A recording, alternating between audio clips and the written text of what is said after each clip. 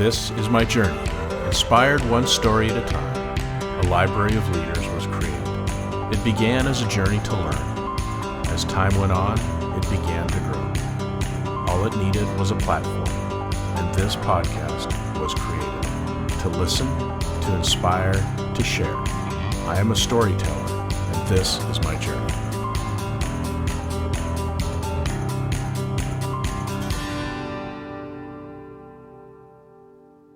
Welcome to another episode of Profiles in Leadership. I'm your host, Steve Anderson, and today our guest is Ursula Taylor, who empowers individuals and teams to navigate and resolve conflicts effectively through strategic, holistic approaches that extend beyond traditional dispute resolution. With a unique blend of intuition, discernment, analytical expertise, and hands-on experience, she helps clients uncover the full scope of conflicts, including their emotional and psychological dimensions. She collaborates with individuals and leaders who value business success, collaboration, and productivity, offering innovative solutions to address and prevent costly, unpredictable disputes. So, Ursula, welcome to the program. It's great to have you on today. Thank you, Steve, for having me. It's great to be here. So, just give us a little context here to begin with. Just tell us kind of, where you grew up and kind of a little bit about your background, schooling, and so on, and then how you ended up where what you're doing now. Sure. Yeah, I grew up in the Midwest. I'm originally from Michigan, University of Michigan, Northwestern for law school. Practiced litigation for 17 years, commercial litigation, different forms and industries. Started at a large law firm, moved on to a litigation boutique that was well known here in Chicago. From there, I developed a managed care, healthcare litigation practice, kind of around the time that the Affordable Care Act was being implemented, and helped health plans navigate that. Built up a little bit of a client base doing that. Went to spend a little bit of time at a niche managed care focused firm before starting my own law firm. From there, so I've lived every form of law firm. Litigation is my training and background, and I think what really happened for me is I got to a point where I'm really just trying to solve my clients' problems. I'm really just trying to get them back to their business objectives and goals, and I'm doing that through what I slowly came to learn and understand is a rather limited, inefficient, and I'll even say archaic means legal process, litigation process, formal dispute resolution, arbitration. It's limited because what I've come to learn and understand through my work and through my life is that every tension, every conflict comes from underlying human emotion, some kind of fear or scarcity, pride, insecurity of some form or another. And there's no mechanism within legal process, formalized legal process, that actually deals with that. And so there's no real sustaining or efficient way to achieve a resolution. You can achieve a ceasefire, but a ceasefire requires the bloodshed first. In order for people to feel motivated, that the fear of the outcome, the fear of the cost, the fear of the process, overwhelming whatever fear-based emotion had them in the dispute. But when you understand kind of the underpinnings of the dispute, when you can kind of see it through the humans that are involved, you can start to feel that more depositions and more discovery is not what's needed here. But I felt really restricted. I felt confined. And as I moved along, I got to a place where I said, I can't do this anymore, but I Okay. still want to serve. Yeah. Nothing's wasted in terms of my skill sets and what I've learned and what I understand. And so now I'm helping people in a different way, people in teams and organizations in a different way that I feel better about, that is more aligned to their actual business functions. Well, we do have something in common. I'm a Northwestern alumni as well, so Nice. great to meet you. And it sounds to me like, not only are you an attorney, but you also need to be a bit of a psychologist as well, because you're dealing with some heavy stuff, and understanding that emotional and psychological side is definitely big. So is that just something you've gained and learned over time through experience, or have you delved into that side of it a little bit in different ways as well? Not formally. I mean, I'm not a psychotherapist. I don't have that formal training. I've lived through 17 years of litigation in different forms, and I understand that process and what it is and what it is not. And then, I'm also a person, I've always been an intuitive person. I've always been an empathic person. And I've also been on my own kind of conscious healing journey. I am a consumer of different modalities that and I'm a believer in sort of our own continued self-evolution and growth, and I take that very seriously for myself. And I feel that that's why I'm equipped to do what I do. Yeah, it just seems like, having run a company before as well, whenever something gets to the litigation stage or the get attorneys involved and whatever, the costs just, get extremely, elevated, and it just seems like, gosh, is there some way we could have done this without having to spend all this money and whatever? So, do you Mhm. find that at this point in your career, are you helping people avoid the courts and the litigation, or do you feel like your expertise is once it gets there, then you help them get through it?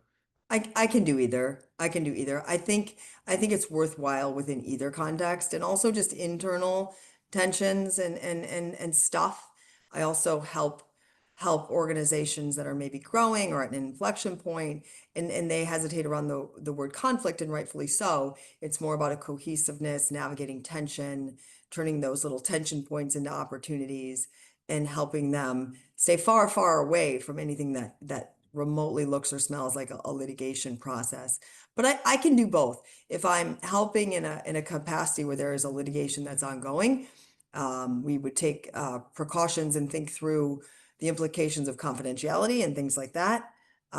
Privilege wouldn't extend to me, but I think I'm more effective in sort of a pre-litigation phase. Um, and I think what I bring to the table that's unique from a practical standpoint is I do have the litigation background. I can talk about that. I can talk about what that looks like. I can say quite confidently that I've always believed in litigation budgets. Litigators often hesitate to do them. I think they're critical. I mean, they're a tool that is always moving, right? Because the underlying assumptions are always moving and can't be controlled. But I can say quite confidently that I've never prepared a litigation budget through trial for less than $500,000, and not a real one, not a real one. So, and you can't control all the assumptions that underlie that because you're dealing with another party, a judge, a host of things that can't be controlled. So the So business, go ahead. I was just gonna say, so tell us who your typical client would be.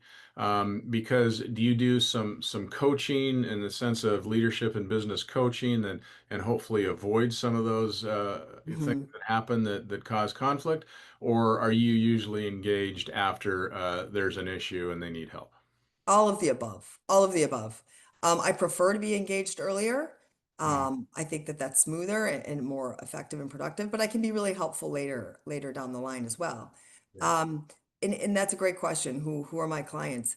Really, to put it bluntly, anybody who prioritizes their business results or business goals or bottom line over being right and making someone else wrong.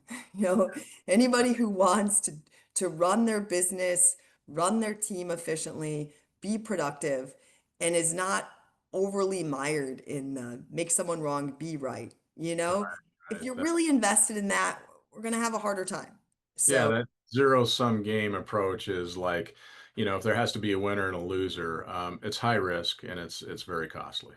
right. And I like working with younger companies where the leadership is really closely aligned to the founding objectives and principles of the organization and maybe hasn't morphed into something that just has its X millions of dollars set aside for litigation and that's the way it is. And there's layers of lawyers before you would ever get to somebody who Yeah. would feel differently. Yeah. So you've been in it, you've done it, from the litigation perspective. Now you're trying to do it from, helping people work through that system and whatever. Um, you're an attorney that did that. Do attorneys make this worse? Do they do they Yeah. cause I the think, to just go yeah, I whatever? not always consciously. I mean, I'm not trying to come down on attorneys or litigation attorneys. It's I always think it's kind of the nature of the beast in terms of the system. We Yeah, have a tension or we have a dispute. It feels legally, there's maybe a contract. The first person we call is the person who profits when this goes to trial.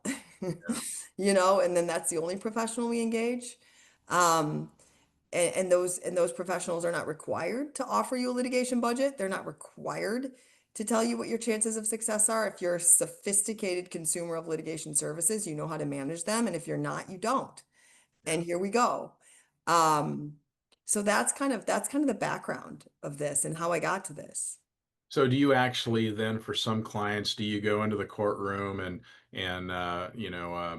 argue the case and so on, or are you more on the team that strategizes what's going to happen? No, I'm no longer, I'm no, I will no longer prosecute or defend your litigation claims. Okay. I'll understand them. And I think that that brings a credibility, and I think that that brings a comfort.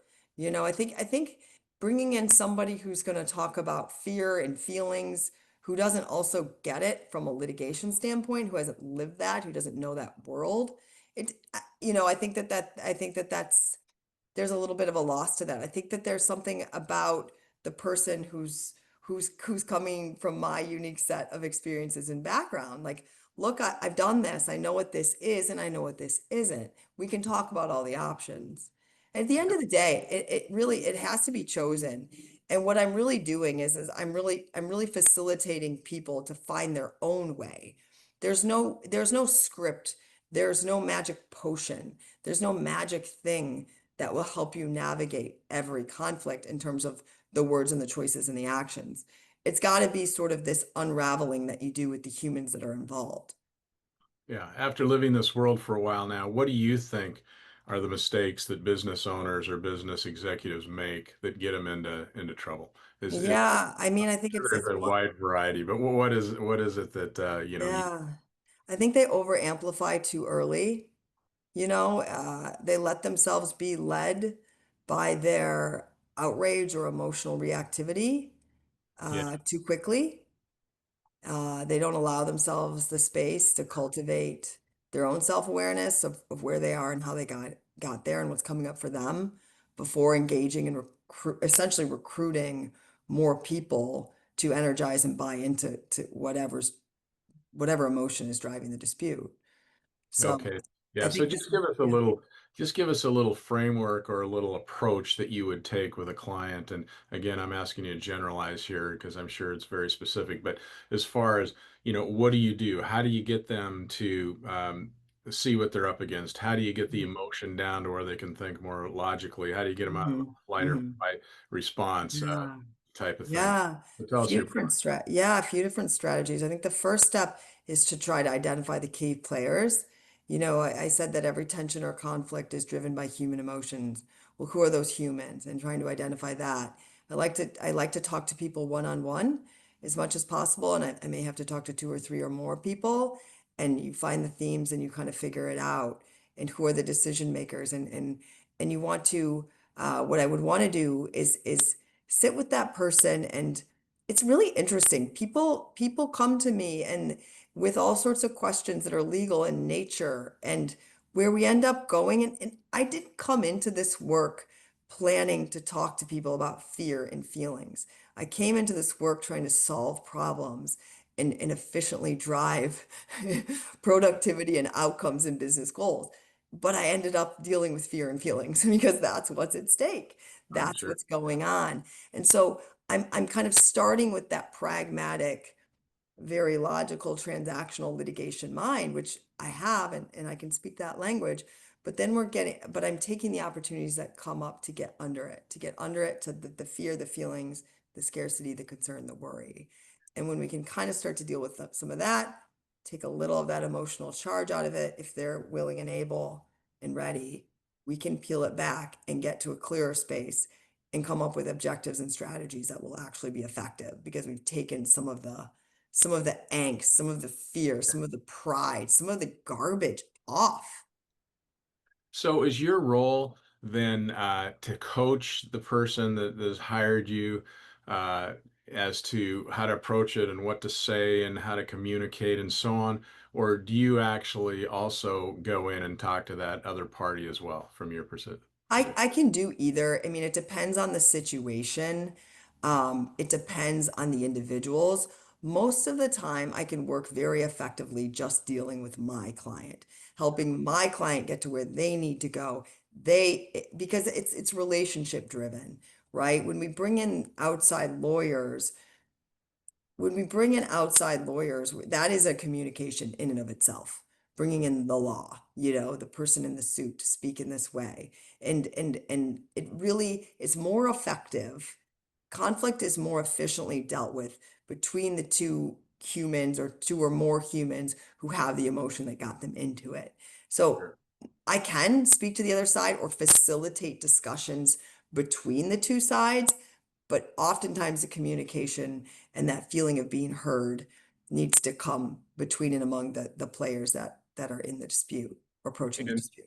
and so do you approach it too from a like personality side, like you know who your client is and how what their personality style is. I'm kind of talking about like maybe the DISC program or some other program that looks at personalities, and then the other side, their personality. So do you coach them on how do I talk to this particular individual based on the fact this is their personality and Mhm, what mhm, language resonates with them and what will mhm, what won't? mhm. What'll light the fire? Right, right. I try to get away from things that are too programmatic and scripted and sort of robotic. Here's your script. Here's the thing to say. If a human can cultivate their own inner awareness, their awareness of themselves, they know when they're triggered, they know when they're defensive, and they know what that's about, and they know when that's happening, and they know when to disengage. They don't need a script. There are strategies and there are objectives and so a lot of the work happens before you're interacting with the other side. You want to get to a place where you know what you need. You know what you need. You know what you can live with. You know what your walk away point is, and you know those things from sort of a neutral, not emotionally charged space. And then you have your strategies for dealing with them. And in terms of dealing with the other side, it's not what you think. It's not about trying to compel or persuade or coerce right out of the gates. What you're wanting to do with the other side is something similar to the work that I do with my client in the initial meetings, which is allow that person to also get underneath into the emotional charge, into the feeling, to become aware of it, to neutralize and release it. Because that's when you can start to build effective dialogue. And that happens sort of naturally when people are self-aware and when they're able to deal with some of what's clouding the situation. And I can imagine that sometimes you might get a client where you come in and you kind of analyze the situation, the person, and you might think, "Oh my gosh, my client's the one who kind of screwed up or caused this to get, somewhere crazy." So I imagine Mhm. that's a tough conversation to have with Yeah. somebody to kind of point out that, you got to kind of own what happened here. You got to own your own behavior and figure out how do we get out of this. That can't be an easy conversation. It's not an easy conversation, but it's not as hard as it sounds. Because one of the key things that I do that I'm trying to lead my clients into doing is letting go of blame and fault. I firmly believe that blame and fault is just an illusion that keeps us limited. And think about, I mean, just take it back to a more pragmatic and practical way of thinking about it. Nobody's in the business of being right. No business is like, I'm really going to drive profits by winning litigations. I mean, not really. Most businesses are there to provide a service or a product, serve a clientele, keep customers happy, deliver results, efficiency, productivity, innovation. Nobody's like, I'm gonna win a lot of litigations, and that's really what's going to differentiate me. That's not what we're doing. And so Yeah. when somebody's really stuck in that, they're actually limiting themselves. And so I'm really kind of coming at it from blame and fault. It isn't real and it isn't needed and isn't necessary. What do you need? What do you need in terms of your overall business goals and function? And try to keep the client aligned to that and keep them rowing that boat. And I think with that, and to authentically and genuinely like live that and embody that as a human, I think that helps. I'm not there to judge them. I'm not there to tell them they're wrong. I'm actually there to validate their feelings. if and when they're ready to kind of feel them and go into them. And through that, we get back to like, what am I doing? Like, what is this? This is nonsense. This is what we need, you know. Yeah. Now you had a bit of a niche you said in the bio and when you were telling about your experience in the healthcare world. Mhm. So what kind of things were you dealing with? And, we have a lot of listeners that are in the healthcare, system or industry here. So what kind of things were you mostly working there? Why that niche? Yeah, I mean that niche was sort of happenstance. I mean, I was at a firm that did reinsurance, litigation, and arbitrations. Affordable Care Act was coming along. I saw a reinsurance program in the Affordable Care Act as part of earlier stabilization. I dug into it. There was some litigation related that blew up. I mean, so that was kind of more happenstance, but I did come to know and understand healthcare and managed care and what's going on there. And it's a tough one because there's some systemic stuff that's happening beyond just the human emotional drivers, but it's sort of set up to breed on fear. It's like the fee for service healthcare model is set up to so that each side is circumspect of the other. For the most part, we're not in a place where we're just keeping populations healthy. We're in a place where one side's incentivized to have a higher utilization because that's how they're paid. And then you have the health plans who are incentivized to watch that carefully and not overpay claims. And so you have that background going into it. And then you have a system where everyone's just sort of created the litigation budget. Well, litigation is part of this. Here's our budget. Here's our list of counsel. This is what it's going to cost. But I do see the in-house counsel struggling. The litigation budget is it's going and going and going, and they're trying to come up with more mechanisms to control outside counsel. And here are these software applications to sort of pick through bills, and then you're sort of undermining relationships between counsel and the client through these more fear-based practices to control cost. And Yeah. but underlying it is human emotion. I had a matter. At the end, it was a physical therapist, chiropractor on the other side, and I represented a health plan, like a regional health plan. They were actually an administrator for a self-funded plan, Yeah. and they weren't submitting the claims right. They weren't submitting the claims right. It seemed, can you just do this right? This isn't our money. We're the administrator for the plan. You're not doing it right, and they wouldn't do it right, and they were fed up, and they were a chiropractor. Physical therapist, which is tricky, right? Because Yeah. physical therapy is covered, chiropractors services are not. And how do you code that? And what is all this? But underlying all of that, the coding, the claim submission, the nature of the third party administrator, that's all that gunk and all that law and all those facts. I got a hold of the audio file for the owner of the chiropractor service calling into the plan.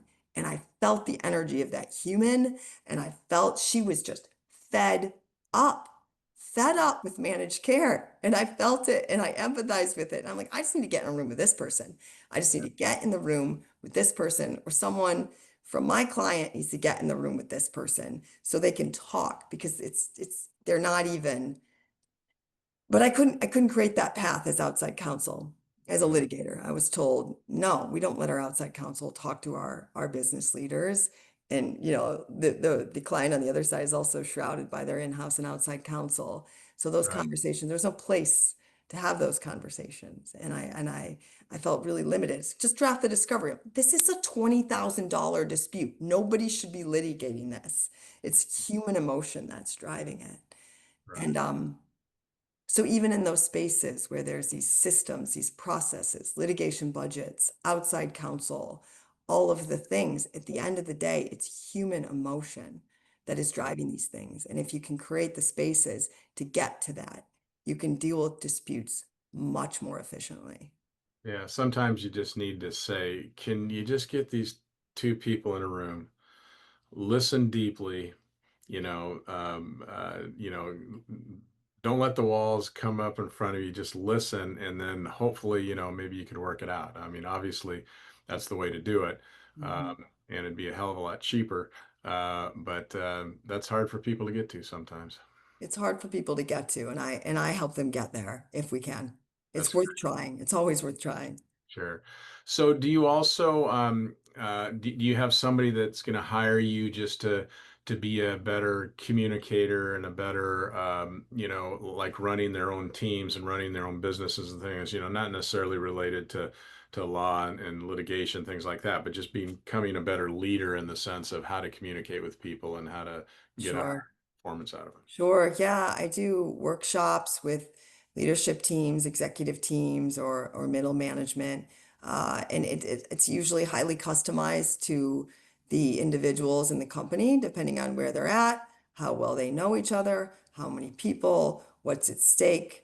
I usually like to start with it's just one or two or three sort of individual meetings to get a sense for who they are before I sort of designs a workshop or a training or and it's highly customized. I don't like I don't believe in this idea, well, here's the 10 steps to be better. Here you go. Here's the package. If that's the way the world worked, this would all be easy and I wouldn't have this job. So it really has to be highly customized and it really has to come from what I learned from the individuals in the organization. I feel the same way. And a lot of times you'll have clients ask you, okay, this kind of makes sense. Let's go forward with this. But tell me, what does it look like at the other end? What is it going to look like? And, a lot of times I have to say, I can't tell you what it's going to look like. I Mhm. can tell you it'll be different. And if we do it right, then hopefully that different will be a good different. But I can't tell you exactly what it's going to be. And I think for sometimes analytical thinkers, that's a hard hurdle to get over sometimes because they want to know what's the plan, what's the outcome, and when are we going to be there. And Mhm. sometimes as coaches, that's a hard thing to describe and to lay out. It is a hard thing, but if you can notice and observe that that need for control exists in so many of us and all of us at one time or another, that the need for control is fear. I mean, there is an anxiety and insecurity is something that underlies that. So depending on how strongly that's coming through and what that is, when I see people just like clenched to like, what's the path? What's the plan? What's the time? I want to work with that person a little bit more to get under what are they afraid of? What are we dealing with here? How can we release some of that? Because that is really limiting. It's really limiting when you're so tightly controlled. It's going to come up in your dialogue and your communication. Because here's the key thing that I live by, and it's a little bit different and a little bit new, and it doesn't come from my litigation background. It's this knowing that we are intuitive beings and we feel each other's energy. We feel that when we talk to each other. We feel that when we listen to the news or when we hear a motivating speech or something that's demotivating or fear-based. We are intuitive beings, and it's less about the words we use or the little like one-liners or the scripts. It's the energy that underlies it. And tension and conflict comes from that human emotional energy. So we really want to get ourselves aware. We want to be aware of ourselves and get a sense the control is the word, but like you want to get clear and grounded and neutral and release your own emotional charge. Because when you come at something with a reactivity and outrage, even if it's like subtle, it's felt. It's Yeah. felt. But Yeah. the inverse of that is true. When we are more relaxed, when we are more surrendered, when we're not trying to tightly control, when we've got a little more openness, that comes through too.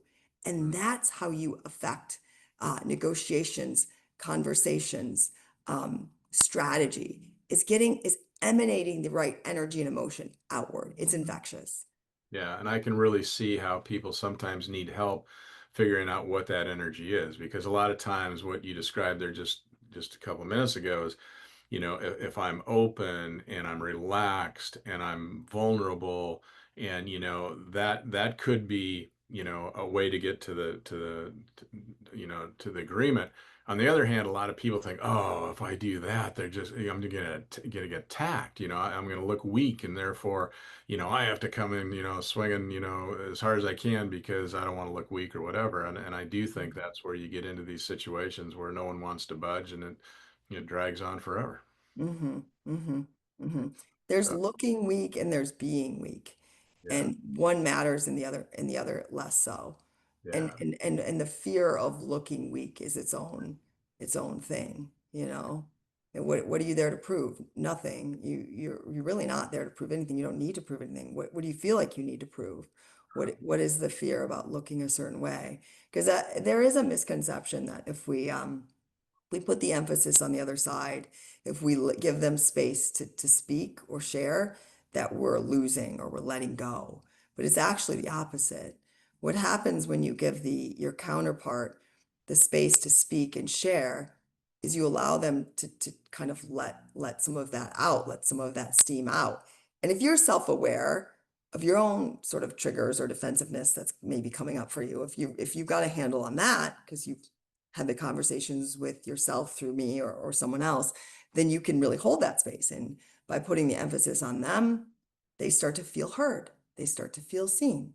Maybe you mirror some of their body language, create a sense of sameness. There are strategies there, and the walls come down. And now you're having effective dialogue. But if you're just not actively listening and more just thinking about what you're going to say next to convince or compel, they're not hearing you. They're not going to hear you from that space. If you're trying to that you're going to get nowhere. You actually need to give them the space to let their armor down. Yeah, yeah. I mean, I couldn't agree more, and I think that's that kind of coaching or helping people see that. I mean, leadership 101 is to, know thyself first, right? And so Mhm, understand. So I would assume that a lot of times when you have a new client or you're working with a client, that's kind of where you start, right? Just making sure that they're very aware of mhm, how they come across and their style and their personality type and who they're mhm. talking to and whatever. So there's some real benefit in dealing with leaders like that. So again, I'm assuming that's probably what you spend some time on with your clients. Yeah, exactly. Know thyself first. I like how you said that. That's the key to all of it. Yeah. Yeah, it's just really intriguing to me because I think like we said, you have a really unique approach. You come in, because anyone who's run a company at some point has had some conflict. It can be, as maybe simple or common as with an everyday employee, but it can also be, something that you're trying to protect the company that if you don't, the whole company's at risk, which is a much bigger and bigger issue. But Mhm. probably not a whole lot different in, how to approach those things and how to talk to people. Exactly. Exactly. Yeah. Yeah, I like working with the younger companies that are a little bit more closely aligned to their founding principles and objectives. The entrepreneurs who are there to do things differently. They're willing to take some risk. They're willing to think outside the box. I think I have a place with those kinds of leaders. What I do isn't for everyone, and that's okay.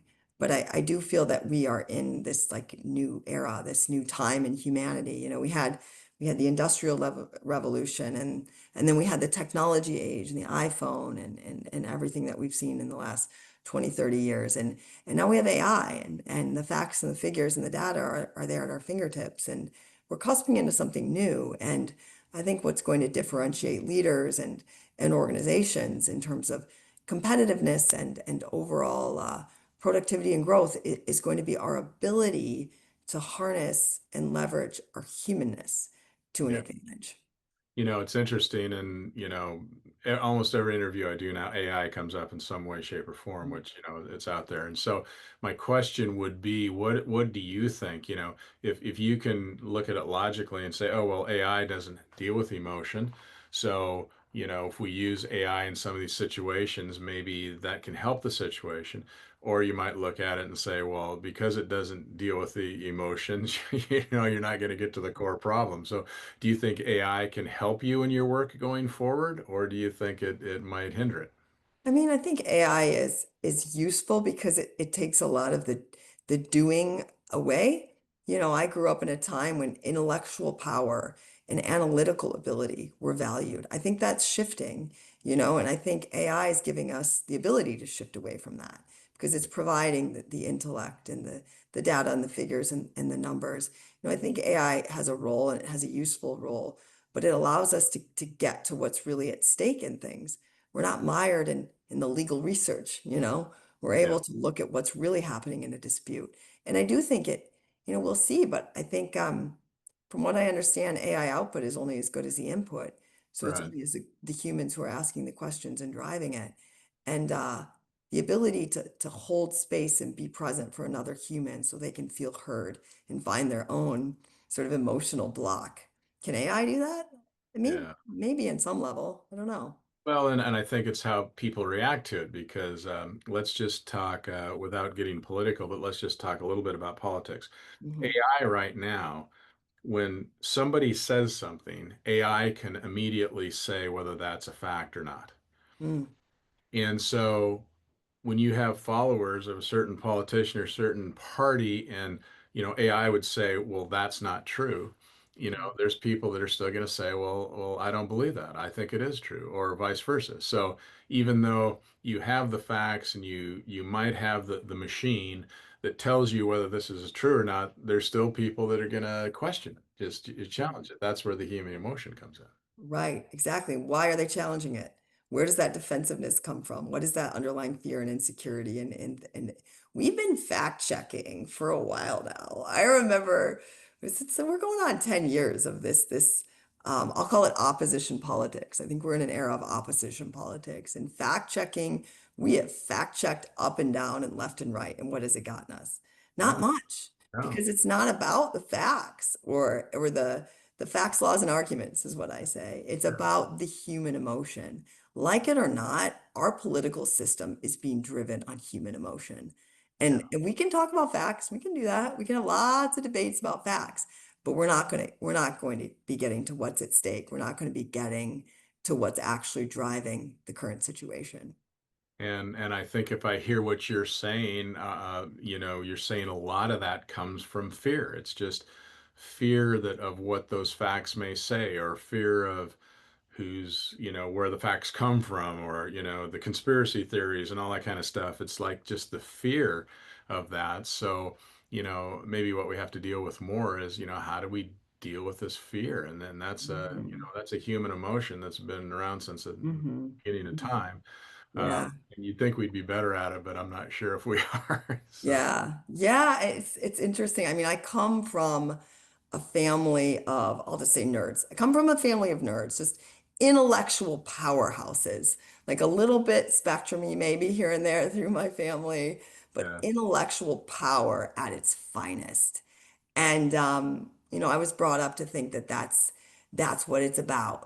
Be the smartest, be the best, know the most, study, study, study. And it's not, because what's driving the arguments about the facts and the laws, and what's driving that need to be out there with the better and the best policy?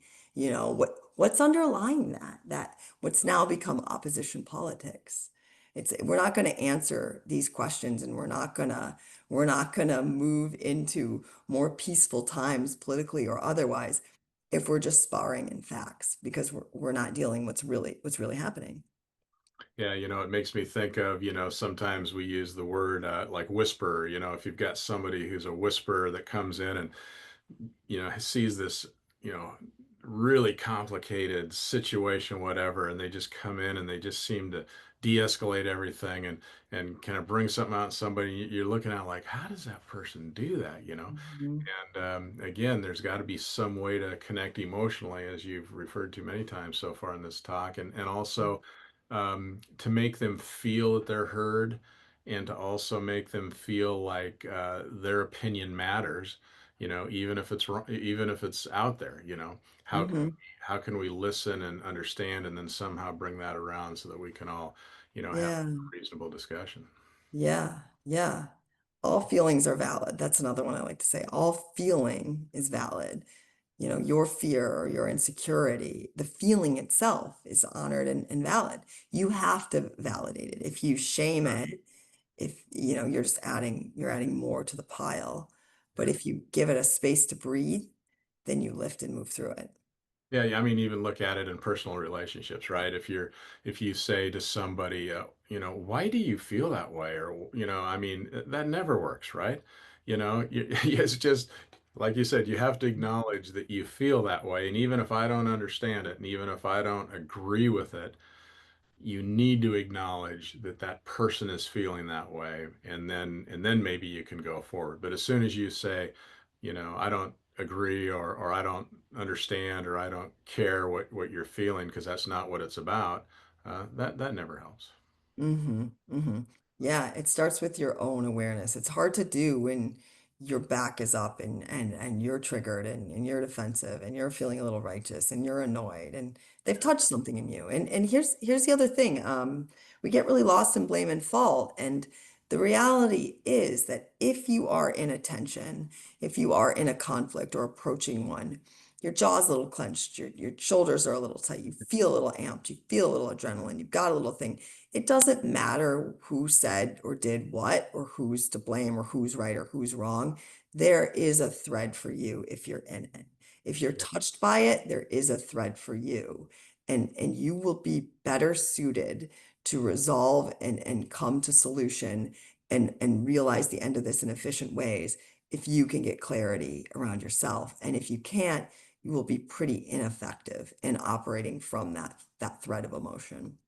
Yeah, it's the list, the repeat listeners of this program are hear me say this so many times. They're probably, oh, here he goes again. But I learn something new every time I do one of these interviews. And one of the things that I know intuitively, and I know this is to be true, but somebody said it just in a way that made so much sense to me. Like in a conflict situation like you just described, when you're amped up and you're triggered, you're in the fight or flight response, which we Mhm. know stimulates the sympathetic nervous system. Mhm. So MRI studies have now shown that when you're in that state, 75% of your brain is shut down Mhm. because you're only using 25% of your brain to get out of the situation or to protect yourself or do whatever you need to do in the fight or flight response. So if you think about that from a brain science perspective, how can I get how can I solve this problem or get to the next step when I'm only using 25% of my brain? Mhm. It makes so much sense to me. So somehow we have to get people in these situations to de-escalate and turn on the other 75% of their brain so that they can start to think and use Mhm. parts of their brain that'll help them get to the conclusion as Mhm. opposed to just getting in that fight or flight response. Exactly, exactly. And I think if we reflect, and any of us that have lived some life, we can think of experience where we went to fight or flight and we were not creative or useful, you know? So Yeah. yeah, that's exactly it. But when we do come to a space of neutrality, we can operate more like the whisperer you mentioned, where we Yeah. kind of can just come in there and know what to do because we have the ability, we know what to do. We've been operating in these spaces. We know the people, we know the teams, we know ourselves, we know what we need, we know what we want. And we got to get through our own clutter most of the time. And our energy is infectious. So when we can get to a space of neutrality, when we're grounded, it affects the other people in the room. And Yeah. that's how you start to move to resolution, when you can emanate a different energy that then becomes infectious. So maybe, hopefully, this isn't too general a question, but I'll try it anyway. So, when you're in these situations, and you said it earlier, where, it can't be that, someone has to be right. I mean, if you have to be right, your chance of resolving it maybe isn't going to work. On the other hand, you think you're right, and it's like Mhm. if I back down or I do something, it's going to make me feel like I'm saying they're right, and I'm not willing to say that. So, Mhm. how do I get there? How do you get somebody to just say, Yeah. because I don't want to admit that I'm not right. Maybe Mhm. wrong. I don't want to admit that I'm wrong, but even Mhm. admitting that I'm not right, even though how do I get past that block? Yeah, yeah. You've got to have participants that are willing. You got to have participants that say, yeah, the solution to this problem, avoiding a litigation, avoiding the turnover we've been experiencing, avoiding and getting away from some of what we've been enduring or we may be enduring is preferable. You need somebody that's willing to say yes to that. And it's not everyone. But that need to be right is it's its own fear-based thing.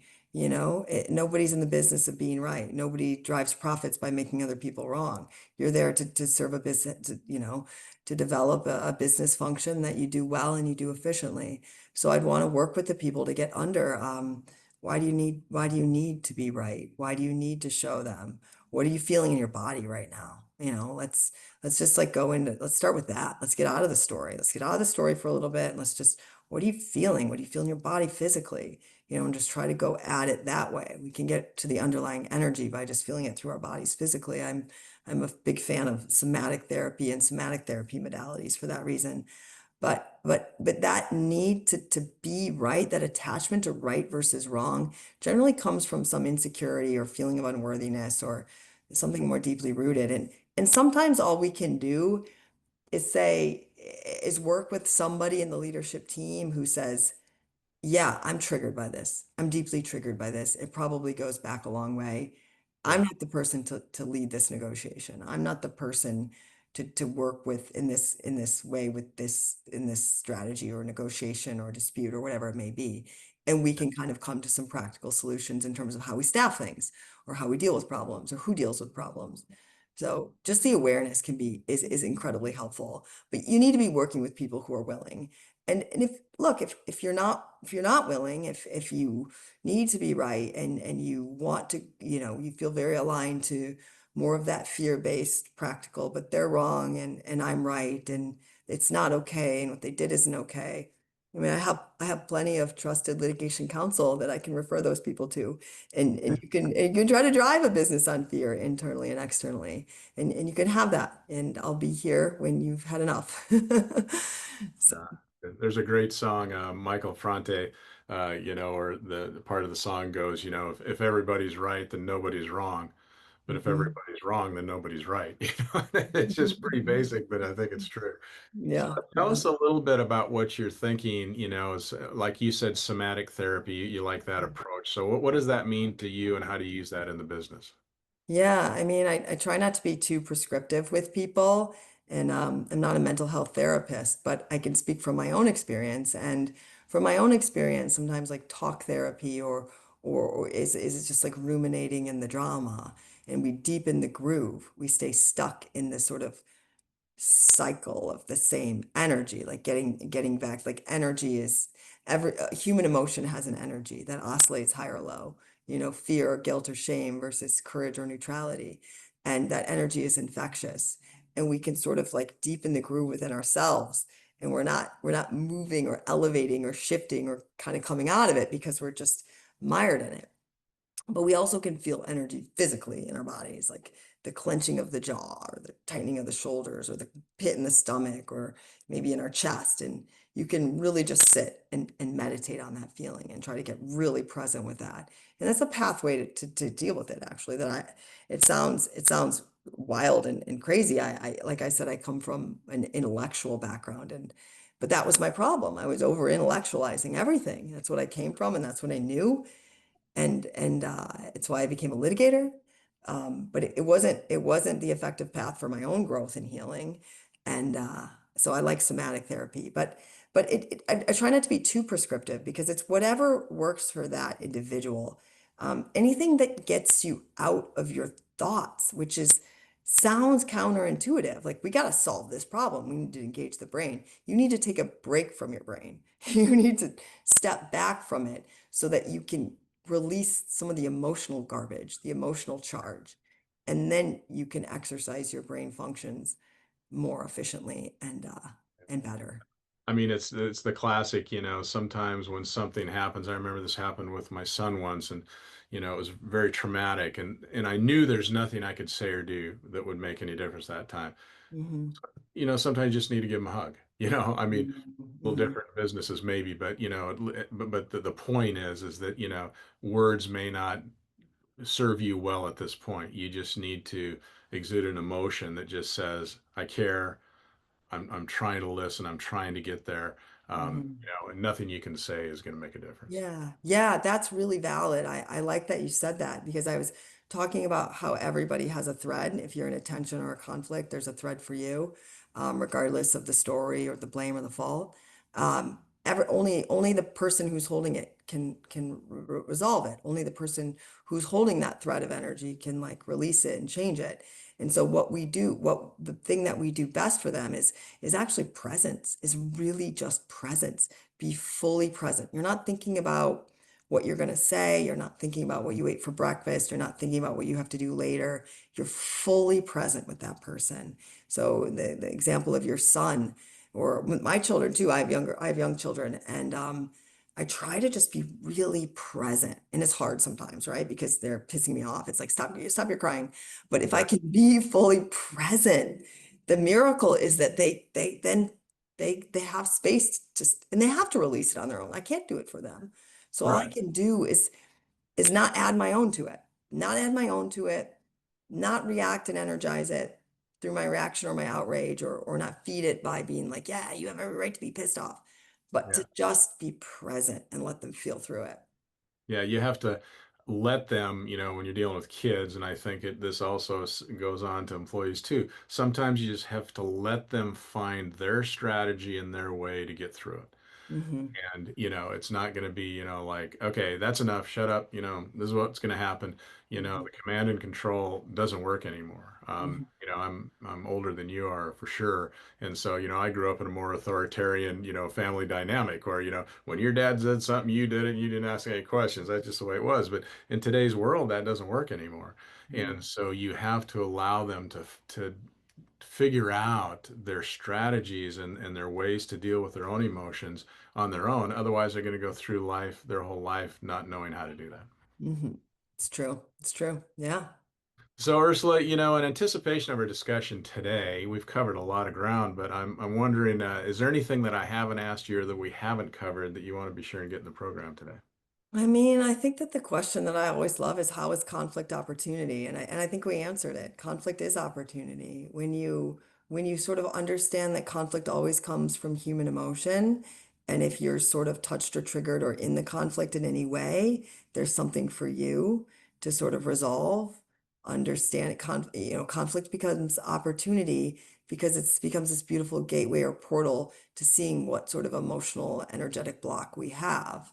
And the release of that isn't just helpful in that particular interaction that's in a conflict or approaching a conflict. It's helpful in your life more broadly, because you don't have that coming up again, whatever that threat, that fear or insecurity is for you. Your ability to sit with it, release some of it, is going to be helpful. It's just healing and evolution on an individual level that then spreads outward. Yeah, absolutely. Well, Ursula, at this point in the interview, I always ask my guests the same common question, and that question is, in relation to leadership, what is a pearl of wisdom that you could leave us with today? You know, I think leadership is the ability and the willingness and the courage to find, identify, and contend with your own fear. Mm, That's what I think leadership is, and to exemplify that for others. yeah, well said, well said. Well, Ursula, it's been a real pleasure. I love that you've kind of taken this niche as we've talked about and gone there because I can certainly see how valuable it is to the business world and, to keep people out of the legal system as much as possible, but also just communicating with staff and teams and whatever. It makes a big difference. So I admire what you're doing. It intrigued me, the topic, which is why I wanted to get you on. So thanks for sharing your experience and your ideas with us today. And I really appreciate it. I learned a lot. Thank you, Steve. It's been my pleasure. Okay, take care and have a good rest of your day. You too. Okay, bye bye. Bye. Thank you for listening to another episode of Profiles in Leadership. To listen to all my interviews, subscribe to Profiles in Leadership with Steve Anderson on Apple Podcasts, iTunes, and many other popular podcast platforms. Some of these interviews are on video, and you can search YouTube for Profiles in Leadership with Steve Anderson. You can also access the entire library of interviews on my website, orange.coaching.com, and that is orangetheword.coaching.com, and go to the Media Center and click on Podcasts or Video Gallery. You can also enter the website from pilpodcast.com.